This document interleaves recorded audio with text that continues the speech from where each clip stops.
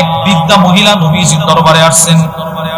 বৃদ্ধা মহিলা নবীর কাছে দোয়া চাইছেন, আপনি একটু দোয়া করেন আল্লাহ যেন আমারে জান্নাত দেয়। আল্লাহর রাসূল বলে, ইন্নাল জান্নাতা লা ইয়াদখুলুহা আজুজ ইয়া উম্মা ফুলান। হে অমুকের মা শোনো, কোন বৃদ্ধা মহিলা জান্নাতে প্রবেশ করবে না। নবীজি একটু রসিকতা করে বলছেন, কোন বুড়া মহিলা জান্নাতে কি করবে না? প্রবেশ কর বলেন না কি? কে কে? কোন বৃদ্ধা মহিলা, বুড়া মহিলা জান্নাতে প্রবেশ করবে না। এই মহিলা বুঝে নাই, সে কষ্ট পাইছে।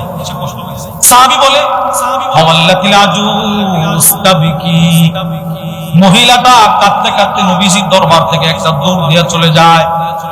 আল্লাহর রাসূল পরখ করে বলতে লাগলেন, আখবিরুহা, ও সাহাবারা এই মহিলাকে সুসংবাদ দিয়ে দাও, আল জান্নাহ লা ইয়াদখুলুহা ওয়াহিয়া আজুজ। শোনো, জান্নাত এমন একটা জায়গা, সেই জান্নাতে এই মহিলা বৃদ্ধা অবস্থায় প্রবেশ করবে না। সুবহানাল্লাহ। আরে সে বুঝে নেই আমার কথা। ওয়াহিয়া লা তাদখুলুহা আজুজ, সে জান্নাতে প্রবেশ করবে না বৃদ্ধা অবস্থায়।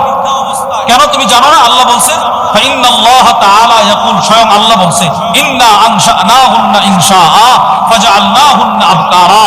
পৃথিবীর সমস্ত মুমিনা বৃদ্ধা নারীদেরকে আমি আল্লাহ তাআলা চিরকুমারী বানায়া জান্নাতে ঢুকাবো। কাকে? যে কখনো নামাজ ছাড়ে নাই, কাকে? যে কখনো ইবাদত ছাড়ে নাই, কাকে? যে কখনো পর্দার বিধান লঙ্ঘন করে নাই। ওই সমস্ত মহিলারা, এরা দুনিয়াতে নামাজ পড়তে পড়তে বৃদ্ধা হয়ে গেছে, পর্দার বিধান মানা অবস্থায় বৃদ্ধা হয়েছে, এদেরকে আমি আল্লাহ চিরকুমারী বানায়া জান্নাতে ঢুকাই দেব, সমস্ত হুরদের সর্দারনি বানায় দেব। সুবহানাল্লাহ। তাহলে আমরা পাইলাম নবীজি হেসে হেসেও কি সত্য কথা? রাসূল কি মিথ্যা কথা বলছে? না।